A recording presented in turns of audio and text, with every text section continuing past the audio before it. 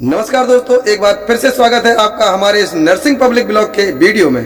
तो बने रहिए हमारे साथ हमारे वीडियो में लास्ट तक। लेकिन दोस्तों, वीडियो के साथ साथ आपके भाई का फिर से वही एक विनम्र निवेदन है कि अगर आपको हमारा वीडियो अच्छा लगे और आप इसी प्रकार के धार्मिक वीडियो देखना पसंद करते हैं तो कृपया हमारे इस नर्सिंग पब्लिक ब्लॉग के चैनल को सब्सक्राइब करें और वीडियो को लाइक करें और शेयर करें, ताकि हमें मोटिवेशन मिले और लगे कि हम बहुत अच्छा कंटेंट बना रहे हैं और इसी प्रकार का कंटेंट और बनाएं तो हमें एक मोटिवेशन मिले और हम उसी प्रकार के कंटेंट बनाने में सक्षम बने रहें। इसीलिए आपसे फिर से एक बार कहता हूं कि अगर आपको हमारा वीडियो अच्छा लगता है तो आप हमें सब्सक्राइब जरूर करें और कमेंट में लिखकर जरूर बताएं कि आपको हमारा ये वीडियो कैसा लगा। तो दोस्तों, चलो चलते हैं और बात करते हैं कलयुग के बारे में।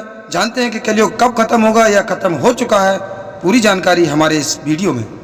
दोस्तों, भगवान विष्णु का 10वां अवतार कल्कि अवतार का जन्म क्या हो चुका है। आप में से कई लोग तो सोच रहे होंगे कि कल्कि अवतार तो कलयुग के अंत में जन्म लेने वाले हैं और कलयुग का टोटल समय तो 4,32,000 साल है। लेकिन दोस्तों, वास्तव में क्या आपको पता है कि त्रेता युग का वास्तविक समय 12,96,000 है और द्वापर युग का टोटल समय 8,64,000 साल है। लेकिन दोस्तों, काफी सारे सबूतों से हमें ये पता चला है कि द्वापर युग आज से करीब 5,000 साल और त्रेता युग आज से करीब 7,000 साल पहले बीत चुका है। मतलब युग कुछ हजार सालों में ही खत्म हो जाते हैं। तो क्या कलयुग का अंत भी नजदीक है? चलिए आपको एक और शॉकिंग चीज बताते हैं। सदगुरु के हिसाब से कलयुग ऑलरेडी खत्म हो चुका है और अभी हम द्वापर युग में जी रहे हैं और 2082 में ये द्वापर युग भी खत्म हो जाएगा और हम त्रेता युग में पहुंच जाएंगे। इस वीडियो में हम सारे सोर्सेज जो हमें रिसर्च के दौरान देखने को मिली हैं, उनसे ये देखने की कोशिश करेंगे कि आखिर में सच क्या है और वास्तव में कल्कि अवतार का कब जन्म होगा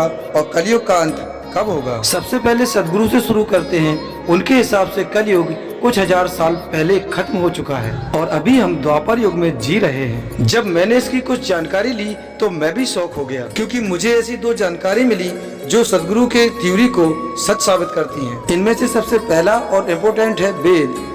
अगर वेदों में देखें तो युग का टोटल समय 12,000 साल बताया गया है, जिसमें से कलयुग का समय कुल 1200 साल है। तो दोस्तों, इसके हिसाब से कलयुग ऑलरेडी खत्म हो चुका है। अब दूसरी चीज जो इसको सपोर्ट करती है वो है परमहंस योगानंद के गुरु श्री युक्तेश्वर जी की किताब दी होली साइंस, जिसमें वो लिखते हैं कि युगों का टोटल ड्यूरेशन यानी समय 12,000 साल का ही होता है, लेकिन युग का जो साइकिल है वो 24,000 साल का होता है। इसको ऐसे समझिए कि पहले हम सतयुग से कलयुग आते हैं और फिर वापस कलयुग से सतयुग की ओर जाते हैं। और ये बिल्कुल सही भी है, क्योंकि धरती में कोई भी चेंज इतनी जल्दी नहीं आता। ऐसा नहीं है कि आज कलयुग है और कल से सब अच्छे हो जाएंगे और कल से सतयुग शुरू हो जाएगा। चीजें धीरे धीरे समय के साथ बदलती हैं। इसको अगर साइंस के तरीके से देखा जाए तो हमारे जो अर्थ का एक्सेस है वो हर 24,000 साल बाद अपना एक कंप्लीट सर्कल बनाता है, जिसके कारण लगभग हर 24,000 साल बाद हर मौसम अपने आप को एग्जैक्टली रिपीट करते हैं। लेकिन थोड़ी और जानकारी लेने के बाद मुझे दो ऐसी चीजें और मिली जो इसको पूरी तरीके से गलत साबित करता है। वो है पुराण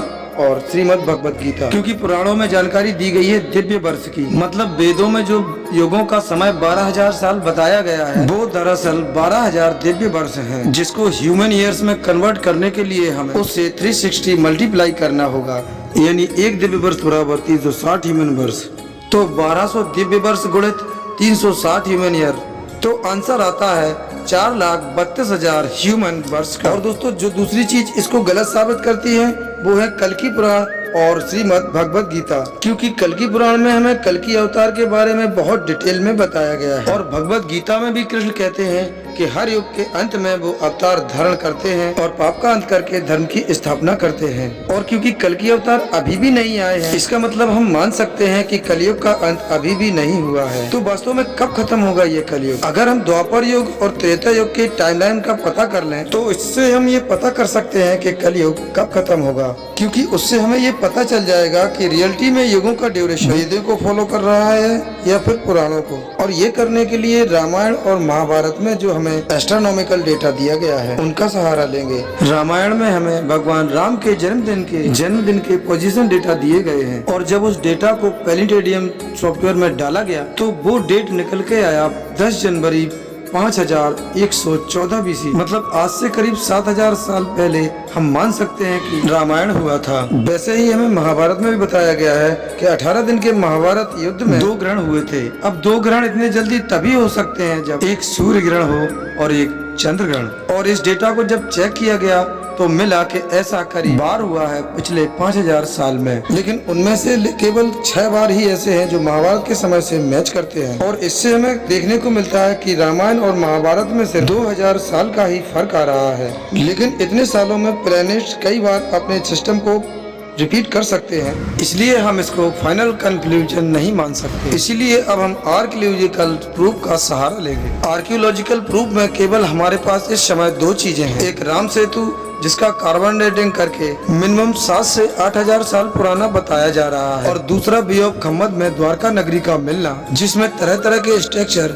दीवार और हड्डियों से ये पाया गया है कि वो नगरी कम से कम 9000 से लेकर 10000 साल पुरानी है। यहाँ द्वारका नगरी राम सेतु से पुराना निकल रहा है। ये इसलिए हो सकता है कि शायद द्वारका नगरी उस टाइम फ्रेम तक एग्जिस्ट करता था। मतलब इससे हमें साफ पता चलता है कि रामायण और महाभारत के बीच बहुत ज्यादा टाइम का अंतर नहीं है, और इससे हमें साफ पता चल रहा है कि युग लाखों साल वाले टाइम फ्रेम को भी फॉलो नहीं कर रहा है। तो कलयुग कब खत्म होगा वो पता करने के लिए हमारे पास जो लास्ट सोर्स बचा हुआ है वो है भविष्यवाणी का।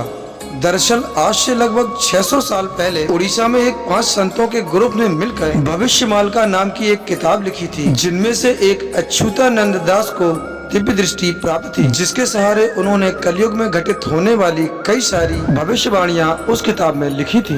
उन भविष्यवाणियों में कई तो प्रूफ गलत हुए, इसके साथ कई सारी बातें सही भी साबित हुई, जो आपके मोबाइल की अपनी स्क्रीन पे आपको दिखाई दे रहे हैं। और इस किताब में ये भी लिखा गया है कि कलयुग का धाम यानी जगन्नाथपुरी मंदिर कलयुग के अंत में पानी में डूब जाएगा, और कलयुग का जो फाइनल बैटल होगा वो कटक के एक फोर्ट में लड़ा जाएगा। और उस किताब में उन्होंने इसका फाइनल डेट भी मेंशन किया है कि ये सब कुछ साल 2020 से लेकर 2025 के बीच होगा। मतलब कलयुग 2025 तक खत्म होने वाला है। और क्योंकि जगन्नाथपुरी कलयुग का धाम है, इसलिए इस किताब को पूरी तरह इग्नोर नहीं किया जा सकता।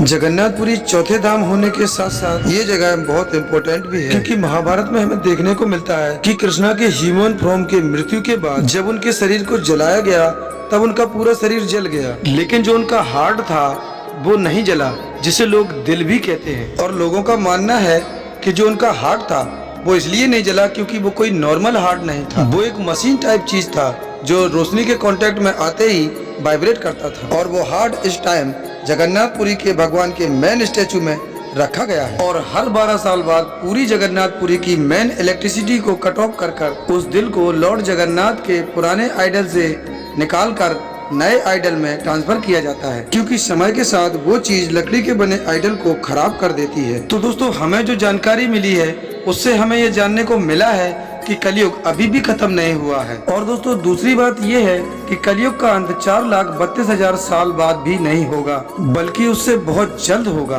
कलयुग कब खत्म होगा उसका कोई सही समय हमें अभी भी नहीं मिला है, लेकिन अगर हम भविष्य मालिका को देखें तो उसके हिसाब से कलयुग 2025 तक खत्म होने वाला है। दोस्तों आपका इस विषय में क्या मानना है नीचे कमेंट कर जरूर बताना। और आपको अगर हमारा ये वीडियो अच्छा लगे तो कृपया हमारे नर्सिंग पब्लिक ब्लॉग को सब्सक्राइब करना और वीडियो को लाइक करना और शेयर करना। और अब दोस्तों चलते हैं, अब फिर मिलेंगे आपको अगले वीडियो में। तब तक के लिए नमस्कार, अपना ख्याल रखें और हमेशा मुस्कुराते रहें।